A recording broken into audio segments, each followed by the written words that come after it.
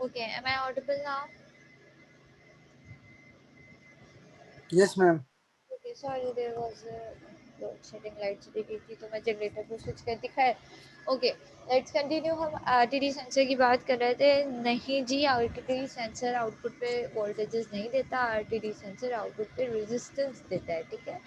जब हम मैम मतलब उसका टेम्परेचर चेंज होता है तो साथ साथ रेजिस्टेंस चेंज होती है। हमने लैब में परफॉर्म किया था इस वीक में। बिल्कुल मतलब अगर हम मैम मैंने इलेक्ट्रिकल आपको मैसेज जी जी किया जी था व्हाट्सएप, वो जब उसका टेम्परेचर बढ़ता रहता है वैसे वैसे रेजिस्टेंस उसकी जो है वो बिल्कुल कम होती रहती है। बिल्कुल ऐसे ही। लेकिन मैम अगर हम एक्सटर्नल इलेक्ट्रिक करंट उससे पास करते हैं तो हमारे पास वोल्टेज जनरेट नहीं होता। ऑब्वियसली वो तो रेजिस्टेंस को जब आप वोल्टेज सप्लाई दोगे, करंट पास होगा तो आउटपुट पे वोल्टेज ड्रॉप जनरेट होने लगेगा। लेकिन आरटीडी सेंसर इटसेल्फ जो उसकी करेक्टरिस्टिक्स है ना, ठीक है, वो ये है कि आपको जो वो आउटपुट देगा वो इन टर्म्स ऑफ रेजिस्टेंस देगा, ठीक है। अगर आप उसके साथ साथ में कोई एक्साइटेशन सर्किट लगा देते हो, एक कोई एक्सटर्नल सर्किट, तब आप उसको उस रेजिस्टेंस को इन टर्म्स ऑफ वोल्टेजेस कन्वर्ट कर सकते हो, ठीक है। तो ये है। लेकिन आरटीडी सेंसर इटसेल्फ जो आउटपुट देता है, जो चेंज उसमें जनरेट होता है, वो उसकी रेजिस्टेंस में जनरेट होता है, ठीक है। तो इस तरीके से वो काम करता है। इसी तरीके से जो AD590 है आपका, सही है, वो जो है वो नहीं, फिर मैं बात क्या कर रही थी, मैं बात समझाने की कोशिश ये करी थी कि आरटीडी सेंसर की रेजिस्टेंस मेजर करने के लिए हमें क्या करना पड़ता है। आरटीडी सेंसर की रेजिस्टेंस मेजर करने के लिए हमें उसके साथ व्हीटस्टोन ब्रिज लगाना पड़ता है, ठीक है। नॉर्मली अगर हम एक्यूरेट रेजिस्टेंस फाइंड आउट करते हैं तो हमें उसके साथ व्हीटस्टोन ब्रिज ऐड करना पड़ता है, ठीक है। जबकि AD590 का एडवांटेज ये है, ठीक है, कि हमें इसके साथ कोई भी एक्सटर्नल सर्किट, ना हमें इसके साथ आउटपुट पे एम्पलीफायर लगाना पड़ता है, ना हमें इसकी आउटपुट पे कोई व्हीटस्टोन ब्रिज लगाना पड़ता है, ना हमें आउटपुट पे कोई लीनियराइजेशन सर्किट लगाना पड़ता है, ठीक है। हमें आउटपुट पे जो है वो इसका आउटपुट हम directly in terms of current, मतलब ओम मीटर यूज़ करते हुए सिंपल हम इसका output in terms of current जो है मेजर कर सकते हैं, ठीक है। We don't need any external circuit for measuring the output, ठीक है।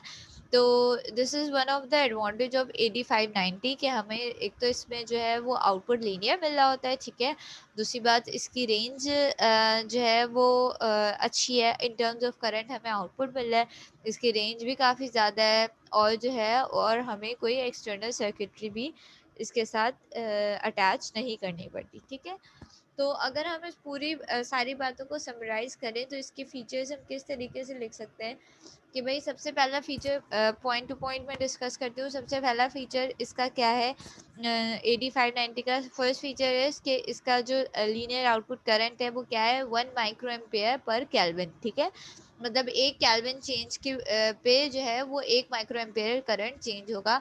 अगेन मैंने जो है वो बताया था अभी कि अगर आपके पास आउटपुट है 10 केल्विन, ठीक है, टेम्परेचर है 10 केल्विन, तो आउटपुट पास आउटपुट पे कितना करंट आ रहा होगा, 10 माइक्रो एम्पेयर आ रहा होगा।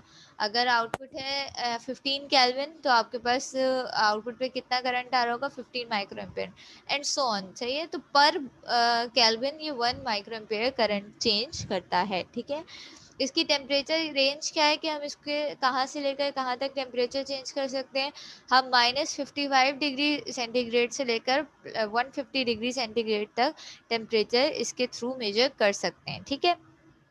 अच्छा, ये बहुत कंपैटिबल होता है, हम इसे किसी भी सर्किट में यूज़ कर सकते हैं। वजह क्या है कि इसकी जो पैकेजिंग है, इसका जो शेप है, अभी जैसे मैंने आपको शो किया था, तो ये सेरेमिक उससे बना होता है। तो सिंपल जैसे आप कोई भी आईसी यूज़ करते हो, इसको आपको अटैच करने में कोई इशू नहीं होता, क्योंकि ये सेरेमिक सेंसर पैकेजेस में अवेलेबल होता है, ठीक है।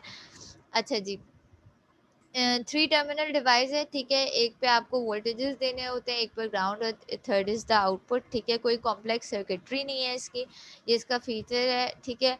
आउटपुट इसका लीनियर है। This is one of the advantage कि हमें कोई लीनियराइजेशन सर्किट नहीं लगाना पड़ता, आउटपुट इटसेल्फ लीनियर है, ठीक है। इसकी वोल्टेज रेंज काफ़ी वाइड है, ठीक है। हम इसको 4 वोल्ट से लेकर 30 वोल्ट्स तक प्रोवाइड कर सकते हैं, ठीक है। And then the last feature is कि इसकी कॉस्ट लो है, ठीक है। ये इतना एक्सपेंसिव नहीं होता, अफोर्डेबल होता है ये सेंसर, तो हम इसको काफ़ी इजीली सर्किट्स में यूज़ कर सकते हैं, ठीक है। तो these were the features of 8590। Again इसकी रेंज -55 डिग्री सेंटीग्रेड से 150 डिग्री सेंटीग्रेड तक है, ठीक है। तो रेंज के हिसाब से, ठीक है, डिफरेंट एप्लीकेशंस में हम यूज़ कर सकते हैं।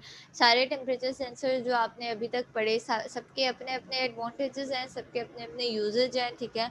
तो जिस जगह पे जैसी रिक्वायरमेंट होती है, उस जगह पे जो है वो उस हिसाब से टेम्परेचर सेंसर यूज़ किया जाता है, सही है। तो वी हैव टू डिसाइड कि हम जो है वो किस जो है वो सर्किट में कौन सा हमें टेम्परेचर सेंसर से हमारा काम चल जाएगा। जैसे मैं तुम्हें एक एग्जांपल दूं कि फॉर सपोज आप लोग कोई सेमेस्टर प्रोजेक्ट बना रहे हो, ठीक है।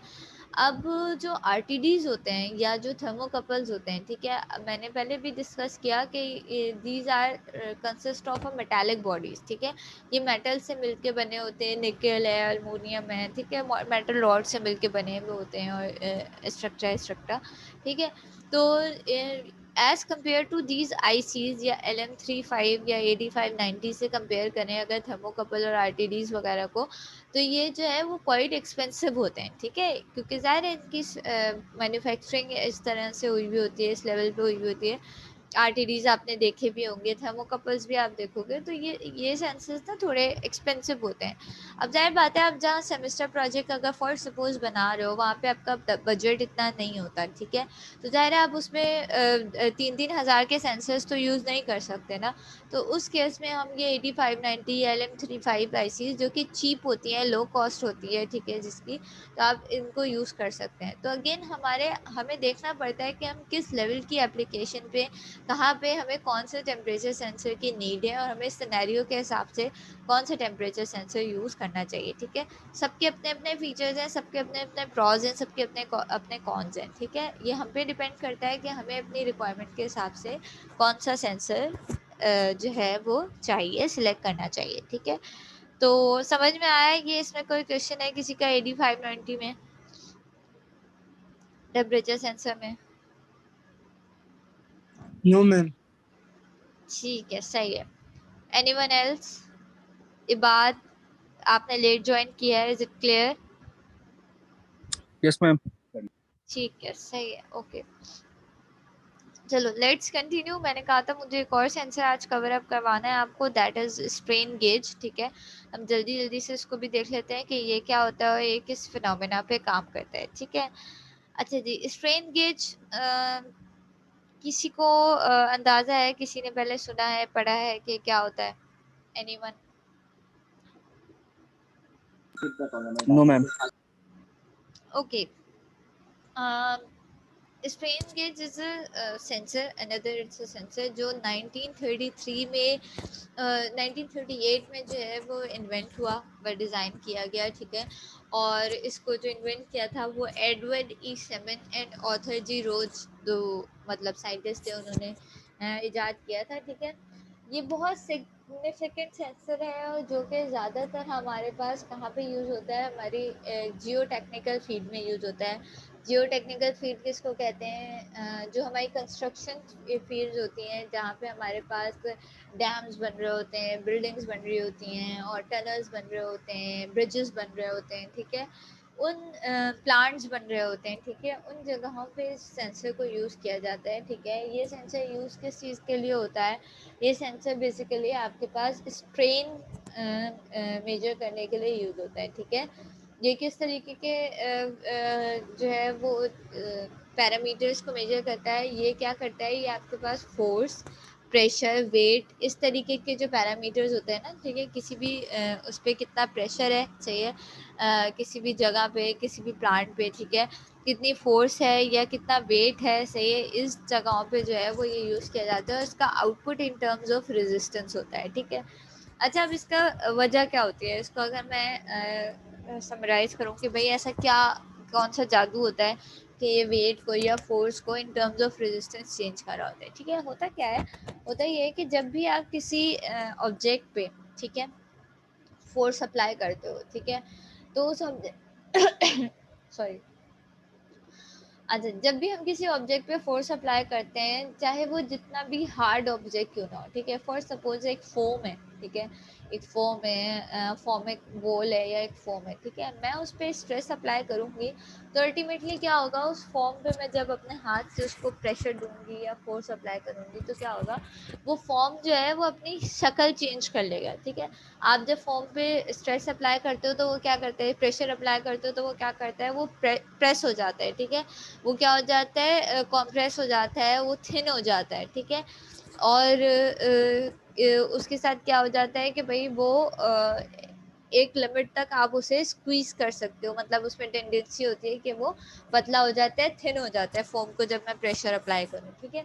इसी तरह दुनिया के हर ऑब्जेक्ट में से आप उस पर फोर्स अप्लाई करते हो तो उसकी शक्ल चेंज हो जाती है, ठीक है, वो अपना शेप चेंज कर लेता है, सही है।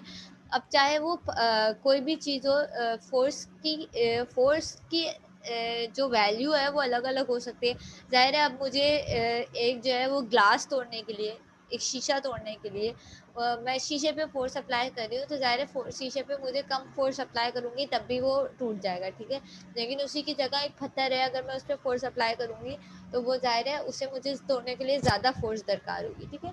तो अलग अलग चीज़ों की अलग अलग टेंडेंसी होती है, ठीक है, जिसके हिसाब से वो डिफॉर्म होते हैं। लेकिन दुनिया का हर ऑब्जेक्ट, हर चीज़ है, जब आप उस पर फोर्स अप्लाई करते हो तो वो अपना शेप और अपना साइज चेंज करता है, ठीक है। जिसकी वजह से क्या होता है, जिसकी वजह से इंटरनली इफेक्ट किस पे हो रहा होता है, इंटरनली उसकी रेजिस्टेंस पे इफेक्ट हो रहा होता है, ठीक है। जब हम किसी भी चीज़ पे फोर्स अप्लाई कर रहे होते हैं तो अल्टीमेटली उसकी शेप और साइज चेंज होने की वजह से उसका जो क्या हो रही होती है, रेजिस्टेंस चेंज होती है। रेजिस्टेंस किस पे डिपेंडेंट होती है, अगर मैं रेजिस्टेंस का फॉर्मूला देखूं तो वो डिपेंडेंट होती है length upon cross section area, ठीक है। मतलब इसका मतलब ये है कि रेजिस्टेंस का फॉर्मूला होता है R is equal to L upon A, inter में आपने पढ़ा भी होगा, ठीक है। L अपॉन A मतलब इसका मतलब ये है कि अगर किसी भी चीज़ की लेंथ चेंज हो रही है या उसका क्रॉस सेक्शन एरिया चेंज हो रहा है, इसका मतलब है उसकी रेजिस्टेंस आउटपुट पे चेंज हो रही है, ठीक है। अगेन मैंने क्या कहा कि वो किसके बराबर होता है, resistance is equal to length over cross section area, ठीक है। तो अगर एरिया चेंज हो रहा है तब भी रेजिस्टेंस चेंज होगी और अगर लेंथ चेंज हो रही है तो तब भी रेजिस्टेंस चेंज होगी। तो अल्टीमेटली हमने इसको समराइज किस तरीके से किया कि भाई जब भी मैं किसी चीज़ पे फोर्स अप्लाई करती हूँ किसी भी ऑब्जेक्ट पे तो उसका लेंथ या उसका एरिया चेंज होता है, जिसकी वजह से अल्टीमेटली उसकी रेजिस्टेंस चेंज हो रही होती है, ठीक है। यहाँ तक बात समझ में आती है? Yes ma'am. ठीक है, सही है। अच्छा, अब स्ट्रेन गेज में कौन सा मटेरियल यूज हो रहा होता है, सही है, स्ट्रेन गेज में मेटालिक फॉइल यूज हुआ होता है, ठीक है। मेटालिक फॉइल देखा है ना, मेटालिक फॉइल यूज हुआ होता है, ठीक है। और उसको एक प्लेट के ऊपर जिगजैग फॉर्म में अटैच किया जाता है, ठीक है।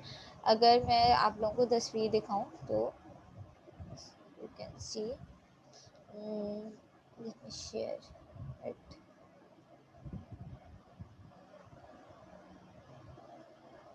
ओके, कुछ इस तरीके की ना इसकी शक्ल होती है। और ये जो जिगजैग पैटर्न आपको दिख रहा है ये येलो कलर का, ये बेसिकली एक स्ट्रिप है जिसके ऊपर मेटालिक फॉइल से ये पैटर्न फॉर्म किया गया है, ठीक है।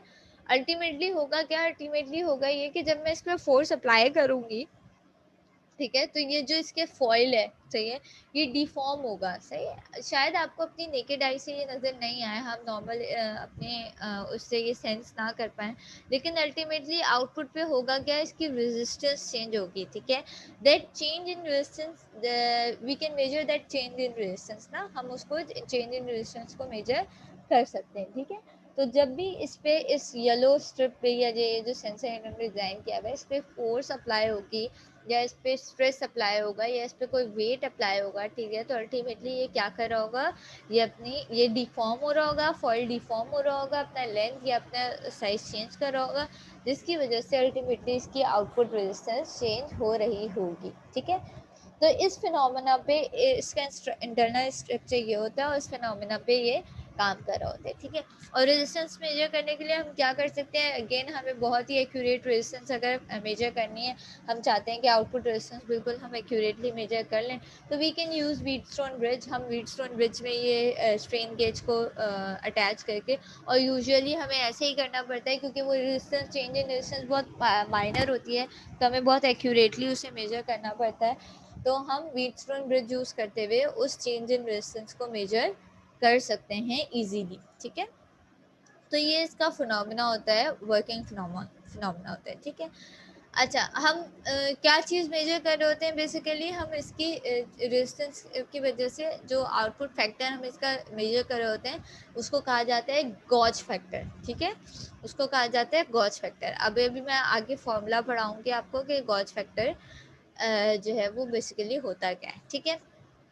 अच्छा, अभी हमने बात की कि भाई कोई भी रेजिस्टेंस है, कोई भी मेटल है, ठीक है। मोस्टली, अच्छा मोस्टली इसमें जो मेटल्स यूज़ किए जाते हैं जिससे ये स्ट्रिप्स बनाई जाती हैं, दैट इज़ ऑफ कंडक्टर, ठीक है। ये कंडक्टर्स होते हैं, और कंडक्टर्स पे जब हम जो है वो स्ट्रेस अप्लाई, वेट अप्लाई करते हैं या स्ट्रेस अप्लाई करते हैं, तो अल्टीमेटली उसकी रेजिस्टेंस चेंज हो रही होती है, ठीक है। क्योंकि होता क्या है, उसकी लेंथ और क्रॉस सेक्शन एरिया चेंज हो रहा होता है, ठीक है। तो ज़ाहिर है अगर मैं ये कहूँ कि ओरिजिनल लेंथ जो है वो क्या थी, L1 थी, ठीक है। और उसकी जो चेंज इन लेंथ है, मतलब न्यू लेंथ है, वो कितनी आ गई, वो L2 आ गई। तो इसका फॉर्मूला क्या होता है, अगर मुझे स्ट्रेन मेजर करना है कि कितना स्ट्रेन जनरेट हुआ उस पर, ठीक है, तो इसका फॉर्मूला क्या है, ओके, इसका फॉर्मूला है कि अगर आपको स्ट्रेन मेजर करना है, okay okay, that is colour, let me change the colour, okay, that is, इसका ये साइन है स्ट्रेन का, ठीक है, एप्सिलॉन जैसा साइन है, ठीक है। और formula is L2 minus L1 divided by L1, ठीक है। तो अगर मुझे, व्हाट इज L2, L2 कौन सी लेंथ है, न्यू लेंथ है, ठीक है, जो फोर्स अप्लाई करने के बाद आई, ठीक है। L1 क्या है, ओरिजिनल लेंथ है, ठीक है।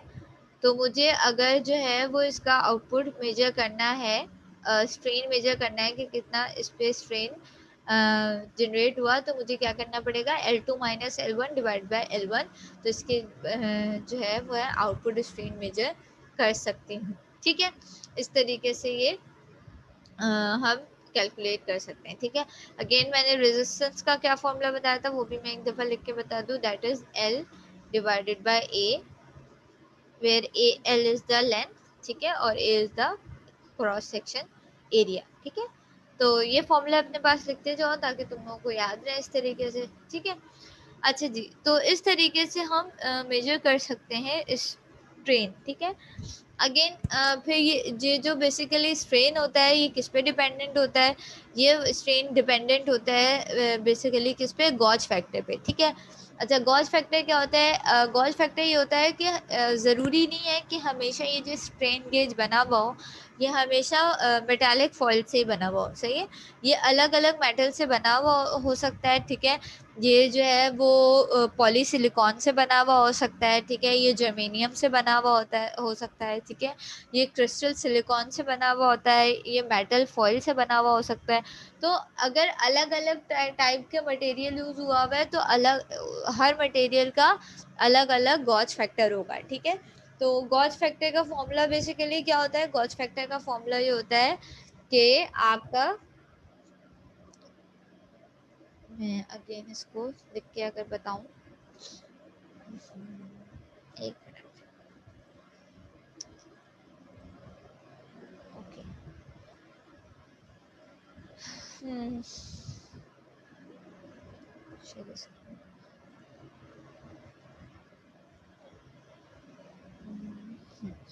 गॉज फैक्टर का फॉर्मूला क्या होता है, गॉज फैक्टर का फॉर्मूला होता है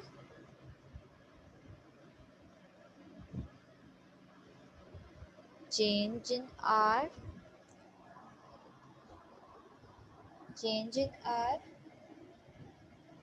minus RG into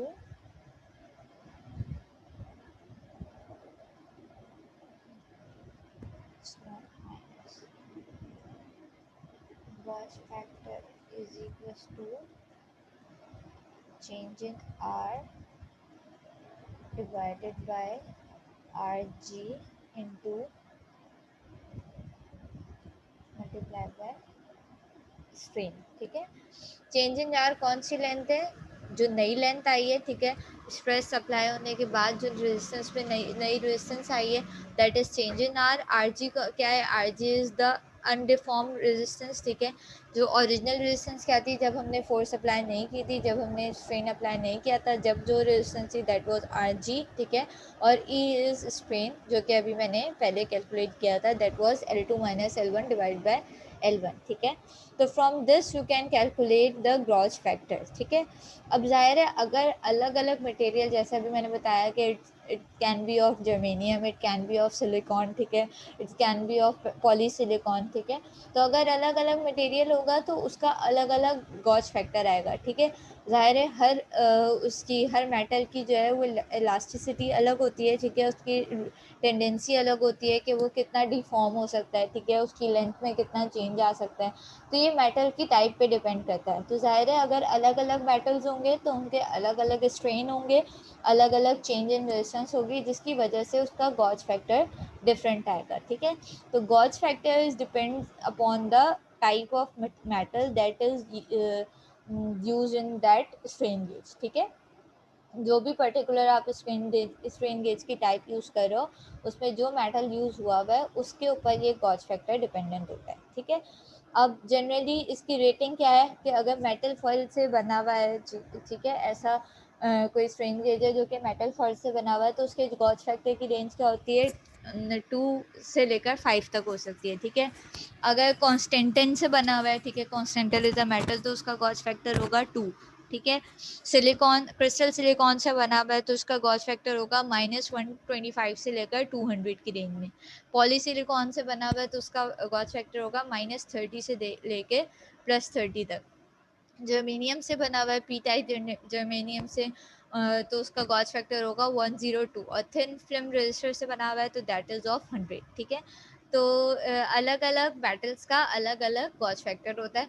ऑब्वियसली आप इसको अपने पास नोट कर लो। ठीक है, ये फैक्टर्स याद करने की ऐसे ज़रूरत नहीं होती, लेकिन आपको जनरली पता होना चाहिए कि इसका गॉज फैक्टर क्या क्या होता है। ठीक है, again I am repeating, metal foil का क्या होता है 2 से 5। ठीक है, thin film metal that is constantan का क्या होता है 2, सिंगल क्रिस्टल सिलिकॉन का इज -125 to 200। ठीक है, पॉलीसिलिकॉन का -30 to 30, पी टाइप जर्मेनियम का 102, और थिन फिल्म रेजिस्टर का 100। ठीक है, तो it's depend on the metal. सही है, अच्छा, अगेन हमने बात की कि हम कह रहे थे कि भाई आउटपुट में अल्टीमेटली हम मेजर क्या कर रहे हैं, आउटपुट पे हम अल्टीमेटली रेजिस्टेंस मेजर कर रहे हैं। ठीक है, तो रेजिस्टेंस मेजर करने के लिए हम क्या यूज़ कर सकते हैं, सही है, अगर रेजिस्टेंस बहुत माइक्रो में चेंज हो रही है, बहुत कम चेंज आ रहा है रेजिस्टेंस मेजर करने का, तो ऑब्वियसली हमें फिर उसको एक्यूरेटली अगर मेजर करना है, ठीक है, तो हम क्या यूज़ कर सकते हैं, हम उसके लिए यूज़ करते हैं व्हीटस्टोन ब्रिज अगेन। ठीक है, व्हीटस्टोन ब्रिज में आपने देखा है व्हीटस्टोन ब्रिज का स्ट्रक्चर कैसा होता है, वही 4 रजिस्टर्स होते हैं। अब आप लैब भी कर चुके होंगे व्हीटस्टोन ब्रिज की, लैब की है व्हीटस्टोन ब्रिज की, एनीवन लैब परफॉर्म किए बेटा व्हीटस्टोन ब्रिज की, उमेर, इरफान? मैम मैंने तो नहीं की, उमेर वालों ने लिया है शायद, पहले लैब बोल रहा है। No ma'am. अच्छा, उमेर वालों ने भी नहीं की, अच्छा। अच्छा, व्हीटस्टोन ब्रिज के स्ट्रक्चर का मैंने लास्ट टाइम भी डिस्कस किया था, शायद आप लोगों को अंदाज़ा हो। ठीक है, व्हीटस्टोन ब्रिज के स्ट्रक्चर कुछ इस तरीके का होता है, हमारे पास 4 रेजिस्टेंसेस होती हैं, ठीक है, जो इस तरीके से डायमंड शेप में कनेक्टेड होती हैं, कुछ इस तरीके से। ठीक है, अच्छा, ये इसका, यहाँ से हम इसको सप्लाई देते हैं, जिसको हम एक्साइटेशन वोल्टेजेस कहते हैं, दैट इज़ ई। ठीक है, ये हम इसको ई सप्लाई देते हैं, सप्लाई वोल्टेजेस देते हैं, और ये कुछ इस तरीके से यहाँ कनेक्टेड होता है। आउटपुट इसका मेजर होता है यहाँ पे सेंटर में। ठीक है, यहाँ पे हम उसका आउटपुट इन टर्मिनल्स में मेजर करते हैं। ठीक है, होता क्या है हमारे पास दो रेजिस्टेंस नोन होती हैं। ठीक है, R1 और R2। ठीक है, R3 जो रहती है वो हमारे पास बेसिकली एक वेरिएबल रेजिस्टर होता है। ठीक है, ये एक हमारे पास एक अदद वेरिएबल रेजिस्टर होता है और ये हमारे पास अननोन रेजिस्टर होता है। ठीक है, हमें इसकी वैल्यू नहीं पता होती, दैट इज अननोन रेजिस्टर। ठीक है, ये दोनों हमें पता होते हैं, R1 और R2 की वैल्यू हमें नोन होती है। R3 is a variable resistor और R4 जो कि मैंने लास्ट वाला लगाया दैट इज अननोन रेजिस्टर। ठीक है, अगर मुझे इसकी अननोन रेजिस्टेंस की रजिस्टर की रेजिस्टेंस फाइंड आउट करनी है तो अल्टीमेटली मैं क्या करूँगी, मैं इस ब्रिज को बैलेंस करूँगी। ठीक है, ब्रिज बैलेंस कब होता है, जब हमारे पास यहाँ पे आउटपुट पे 0 वोल्ट्स आ रहे होते हैं। ठीक है, यहाँ पे आउटपुट पे 0 वोल्ट्स आ जाते हैं। ब्रिज बैलेंस कब कंडीशन में होगा, जब इसका ड्रॉप और इसका ड्रॉप जो है वो सेम हो जाएगा। ठीक है, ब्रिज बैलेंस करने के लिए मुझे क्या करना पड़ेगा, ब्रिज बैलेंस करने के लिए मुझे इस वेरिएबल रेजिस्टर को मैं चेंज करूंगी। वेरिएबल रेजिस्टर आपको पता है उसके हम रेंज के हिसाब से उसको चेंज कर सकते हैं। ठीक है, वेरिएबल रेजिस्टर को चेंज करते हुए मतलब मैं इसकी वैल्यू चेंज करती रहूँगी और उस वक्त तक चेंज करूँगी जब तक मेरे पास यहाँ पे आउटपुट क्या ना आ जाए, जब तक मेरे पास यहाँ पे आउटपुट 0 ना आ जाए। ठीक है, जब यहाँ पे आउटपुट 0 आ जाएगा तो मुझे पता चल जाएगा कि now my bridge is in balance condition. ठीक है, और उसके लिए फिर फॉर्मूला यूज़ होता है अननोन रेजिस्टेंस का, वो फॉर्मूला यूज़ करते हुए हम ये अननोन रेजिस्टेंस फाइंड आउट कर सकते हैं। ठीक है, अब स्ट्रेन गेज में ये किस तरीके से यूज़ होता है कि मैं भाई यहाँ पे इस अननोन रेजिस्टर की जगह पे मैं स्ट्रेन गेज लगा दूँ। ठीक है, मैं यहाँ पे जो मेरा अननोन रेजिस्टर है सही है, इसकी जगह पे मैंने यहाँ पे स्ट्रेन गेज लगा दिया। ठीक है, अब होगा क्या, अब होगा ये कि जब भी इस स्ट्रेन गेज पे फोर्स अप्लाई होगी, सही है, स्ट्रेन अप्लाई होगा तो इसकी रेजिस्टेंस चेंज होगी। ठीक है, रेजिस्टेंस चेंज होने की वजह से यहाँ पे वोल्टेजेस चेंज होंगे। मैं क्या करूँगी, मैं वेरिएबल रेजिस्टर को चेंज करूँगी, इसके ब्रिज को बैलेंस करूँगी, मतलब यहाँ पे 0 वोल्ट जनरेट करवाऊँगी और अल्टीमेटली जब मेरा ब्रिज बैलेंस हो जाएगा तो मैं फॉर्मूले के थ्रू फिर वेरिएबल रेजिस्टर की तो रेजिस्टेंस में फाइंड आउट कर सकती हूँ ना इजीली कि भाई इसकी क्या है। ठीक है, वेरिएबल रेजिस्टेंस आपने यूज़ भी किया, आपको पता है उसकी रेजिस्टेंस किस तरीके से फाइंड आउट हो सकती है। ठीक है, सिंपल मल्टीमीटर यूज़ करते हुए मैं वेरिएबल रेजिस्टेंस की रेजिस्टेंस मालूम करूँगी और उसके थ्रू मुझे क्या पता चल जाएगा, मुझे इस स्ट्रेन गेज की रेजिस्टेंस पता चल जाएगी। ठीक है, तो इस स्ट्रेन गेज की रेजिस्टेंस फाइंड आउट करने के लिए, ठीक है, हम इस व्हीटस्टोन ब्रिज को यूज़ करते हैं। ठीक है, सेम सिनेरियोज फॉर आरटीडीज़ के लिए भी ये यूज़ होता है। ठीक है, इससे हमें क्या होता है, अल्टीमेटली हमें इससे फ़ायदा ये होता है कि हमें accurate value of unknown resistance मिल जाती है। ठीक है, जो रेजिस्टेंस हम फाइंड आउट कर रहे हैं इसमें हमें अननोन एक्यूरेट रेजिस्टेंस मिल जाती है। ठीक है, इसका आउटपुट वोल्टेजेस फॉर्मूला क्या होता है, इसका आउटपुट वोल्टेजेस स्ट्रेन गेज के केस में फॉर्मूला होता है that is SV is equals to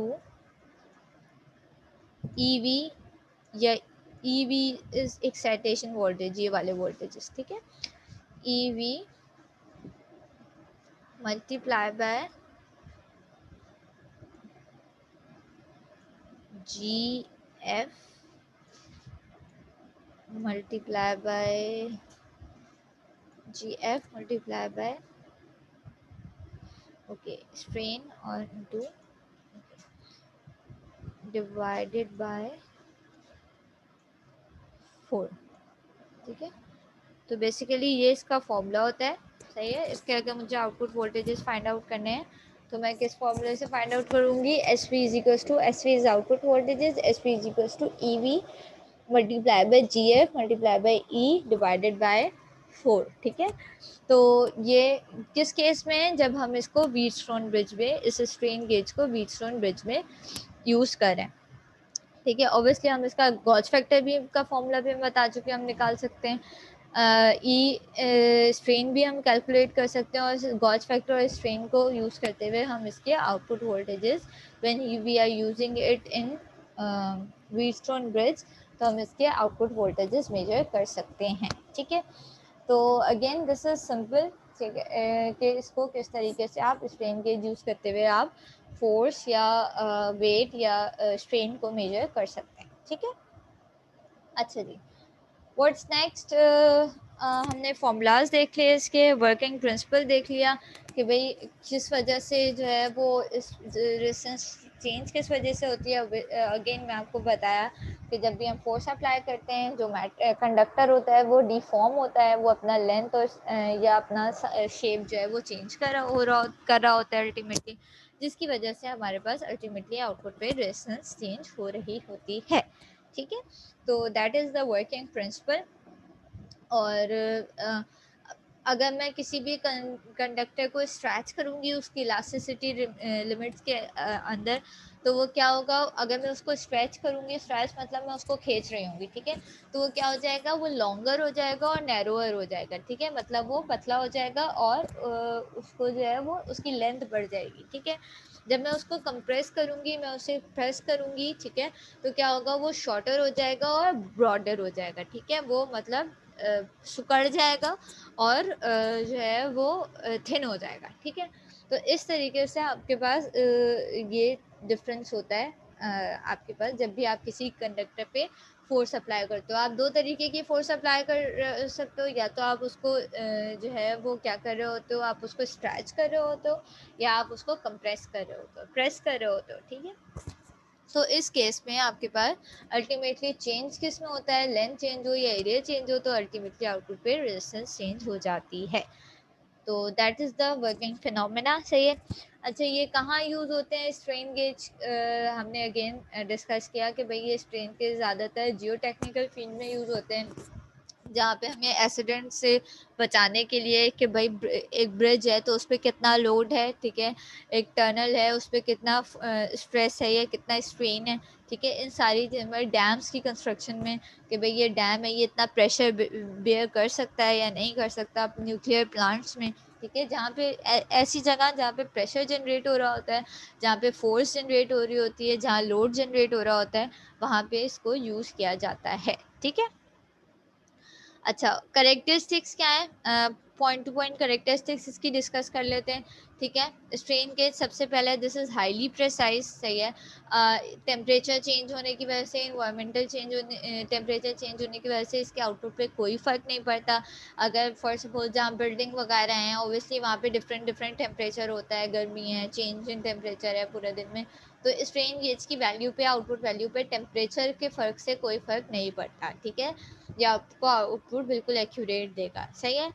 अच्छा जी, उसके अलावा जो है ये इलेक्ट्रिकल सिग्नल इसको क्योंकि इलेक्ट्रिकल सिग्नल जनरेट कर रहा है आउटपुट पर, अल्टीमेटली आप रेजिस्टेंस के थ्रू वोल्टेजेस कैलकुलेट कर रहे हो, तो आप इसको लॉन्ग डिस्टेंस पे कम्युनिकेट भी कर सकते हो। ठीक है, इसकी जो लाइफ होती है, मतलब इस बहुत लॉन्ग लास्टिंग होते हैं, बहुत जल्दी ख़राब नहीं होते, इंस्टॉलेशन इसकी इजी होती है। ठीक है, मतलब बार बार आपको चेंज नहीं करना पड़ता, लॉन्ग टर्म इंस्टॉलेशन होती है इसकी। ठीक है, अच्छा जी, यूजुअली जो आपके स्ट्रेन गेज होते हैं इसको कोट किया जा रहा होता है स्टेनलेस स्टील से। ठीक है, तो ये दीज आर वाटर प्रूफ, तो इन्वायरमेंटल कंडीशंस, पानी वगैरह से इसको कोई फ़र्क नहीं पड़ता, ज़ाहिर ये ओपन इन्वायरमेंट में यूज़ किए जाते हैं। ठीक है, अच्छा, you can control it remotely, आप इसको किसी भी अपनी फील्ड पे लगा के इसको रिमोटली कंट्रोल कर सकते हो, इजी टू हैंडल है। ठीक है, ऑपरेटिंग प्रिंसिपल इसका बहुत सिंपल है, सिंपल आउटपुट पे आपके पास रेजिस्टेंस आ रही है, कोई इसमें hard and fast operating principle नहीं है, you can easily operate that and use that. ठीक है, तो ये सारी इसकी करेक्टरिस्टिक्स हैं जो कि आप जिसकी वजह से आप इसको अपने एप्लीकेशंस में, बहुत सारे एप्लीकेशन में यूज़ कर सकते हो, यूज़ होता भी है। ठीक है, जहाँ हमारे पास कंस्ट्रक्शन वगैरह हो रही होती है, ज़ाहिर है पूरा उसका डिज़ाइन होता है और पूरा लोड के हिसाब से, प्रेशर के हिसाब से उसको जनरेट किया जा रहा होता है, तो मोस्टली स्ट्रेन गेजेस वहाँ पे यूज़ होते हैं।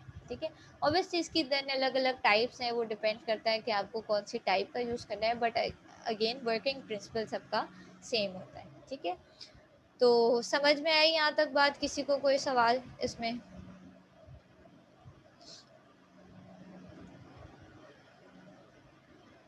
Irfan, Umair, Ibad, anyone? No no ma'am, मेरा तो क्लियर है। क्लियर है, ठीक है, सही है। अच्छा, that is all for today. आपकी क्लास का टाइम भी खत्म हो गया है। अगेन नेक्स्ट वीक आपका मिड टर्म है, ठीक है। मिड टर्म में मैंने अभी तक जितने टॉपिक्स पढ़ाए हैं सारे टॉपिक्स इंक्लूडेड होंगे। न्यूमेरिकल भी हो सकते हैं, एमसीक्यूज भी होंगे मिड टर्म में आपके पास, ठीक है। और न्यूमेरिकल्स भी होंगे और थ्योरेटिकल क्वेश्चंस भी होंगे, ठीक है। रीजनिंग्स भी हो सकती हैं, सही है, कि रीज़न बताओ सारी चीज़ें कि भाई हम ये वाला सेंसर क्यों यूज़ करते हैं, इसकी क्या वजह है, ठीक है। अगर इस सर्किट में ये सेंसर यूज़ हुआ हुआ है तो क्यों यूज़ हुआ हुआ है, ठीक है। तो अगेन सारी चीज़ें अपनी कोर्स आउटलाइन देखना। स्ट्रेन गेज तक जितने टॉपिक्स मैंने पढ़ाए हैं वो सारे इंक्लूडेड होंगे आपके पास, और उस सारे की आपको प्रिपरेशन करनी है, ठीक है। असाइनमेंट मैंने आप लोगों को एक दिया हुआ है, आई होप आप लोगों ने वो असाइनमेंट देख लिया होगा, कर लिया होगा, उसको कर लो तो उससे आपकी प्रैक्टिस हो जाएगी अच्छी खासी, ठीक है। और कुछ? Okay ma'am. अच्छा ठीक है, सही है। इंशाल्लाह ताला हम जो है वो फिर नेक्स्ट क्लास में मिलते हैं। नेक्स्ट वीक तो खैर आपका मिड टर्म है तो मंडे को क्लास नहीं होगी प्रोबेबली आप लोगों की, ठीक है। तो इंशाल्लाह ताला फिर हम नेक्स्ट वीक मिलते हैं, ठीक है। मिड टर्म के लिए कोई इशू हो तो मुझसे डिस्कस कर लेना, ग्रुप पे मैसेज कर देना, मैं आपको गाइड कर दूंगी, ठीक ओके है। Okay ma'am. ओके जी, जज़ाकल्लाह। Okay ma'am.